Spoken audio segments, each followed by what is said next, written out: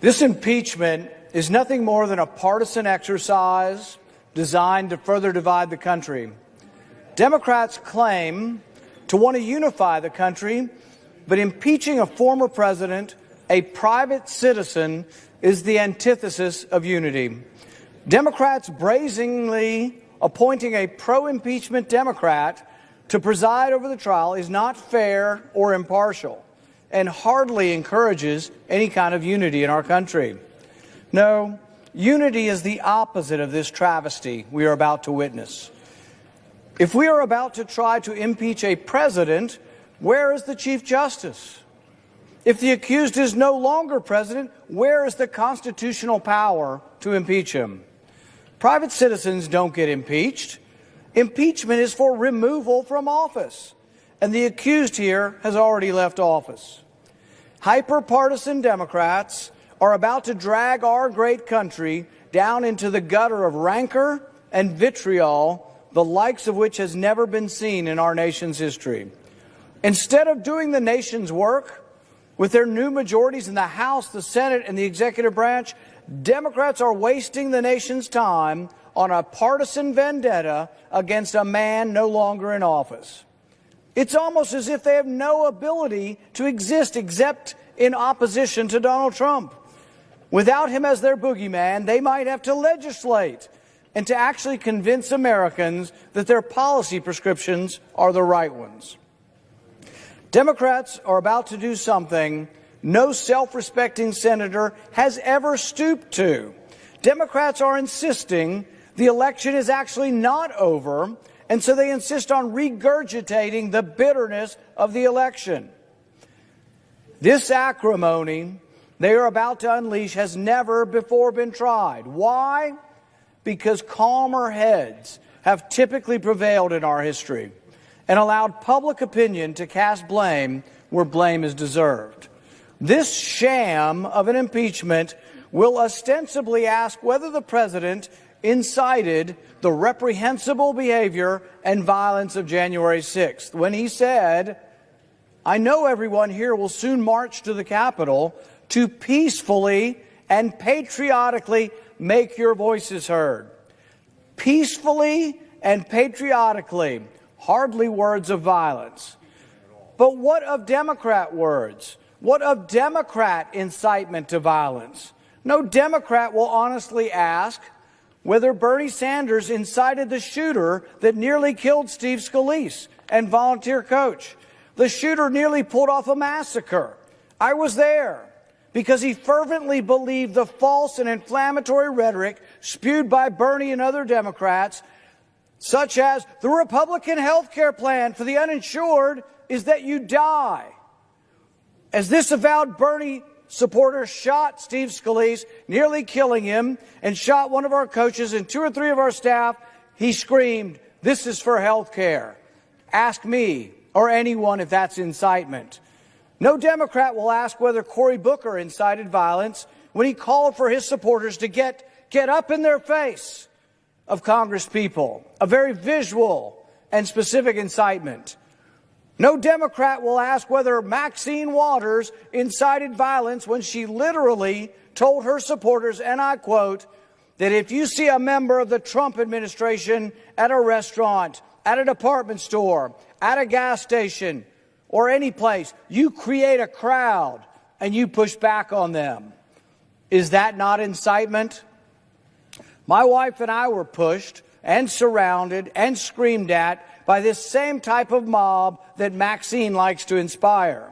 It's terrifying to have a swarm of people threatening to kill you, cursing at you, and literally holding you hostage until police come to your rescue. That night we were assaulted by the crowd. I wasn't sure if we'd survive even with the police protection. But no Democrat has ever considered impeaching Maxine for her violent rhetoric. In fact, Republicans, to our credit, have never once thought it legitimate to formally censor or impeach these Democrats. No Republican has sought to use the government to hold these Democrats responsible for Antifa and Black Lives Matter violence that has consumed our cities all summer, resulting in over $1 billion of destruction, looting, and property damage. Not one Republican said, oh, let's impeach the Democrats who are inciting this, because it would be ridiculous. Many on the Democrat side of the aisle cheered them on. Kamala Harris famously offered to pay the bill for those who are arrested. I wonder if she'll be brought up on charges of inciting violence for that now that she's vice president. Should Kamala Harris be impeached for offering to pay for violent people to get out of jail who've been burning our cities down? No. And no Republican has offered that, because we're not going down the road that Democrats have decided, this low road of impeaching people for political speech. Should Republicans impeach the Democrat mayor of Seattle, who incited and condoned violence by calling the armed takeover of part of her city a summer of love? Any Republicans try to impeach her? On June 8th, the New York Post, citing U.S. Justice Department statistics, reported that more than 700 law enforcement officers were injured during the Antifa Black Lives Matter riots. There were at least 19 murders, including 77-year-old retired police officer David Dorn.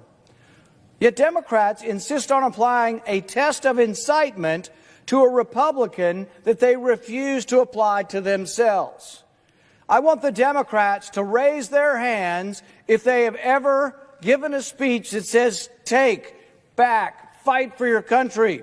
Who hasn't used the words fight figuratively? And are we going to put every politician in jail? Are we going to impeach every politician who has used the words fight figuratively in a speech? Shame. Shame on these angry, unhinged partisans who are putting forth this sham impeachment, deranged by their hatred of the former president. Shame on those who seek blame and revenge and who choose to pervert a constitutional process while doing so. I want this body on record, every last person here. Is this how you think politics should be? Look, we've now got crazy partisans on the other side of the aisle trying to censor and remove two of the Republican senators for their political position. Now, look, I disagreed. I don't think Congress should overturn the Electoral College. But impeaching or censoring or expelling a member of Congress you disagree with? Is the truth so narrow that only you know the truth? We now have the media on your side saying there is only one set of facts, one set of truth, and you can only interpret it this way. Now we have 7 senators on the other side trying to expel, censor, or impugn 2 senators on this side. And I defend them, not because I defend their position. I disagreed with their position. But you can't impeach, censor, expel people you disagree with. What's this coming to? In a few minutes, I will insist on a vote to affirm that this proceeding we are about to enter is unconstitutional, that impeachment of a private citizen is illegal and essentially a bill of attainder, and that no sense of fairness or due process would allow the judge in the proceeding to be a partisan Democrat already on favor of the impeachment. A sham, this is, a travesty. A dark blot on the history of our country. I urge my colleagues to reconsider this kangaroo court and move forward to debate the great issues of our day. With that, I'd like to relinquish the last moment or two of my time to a senator from Wisconsin. Mr. President,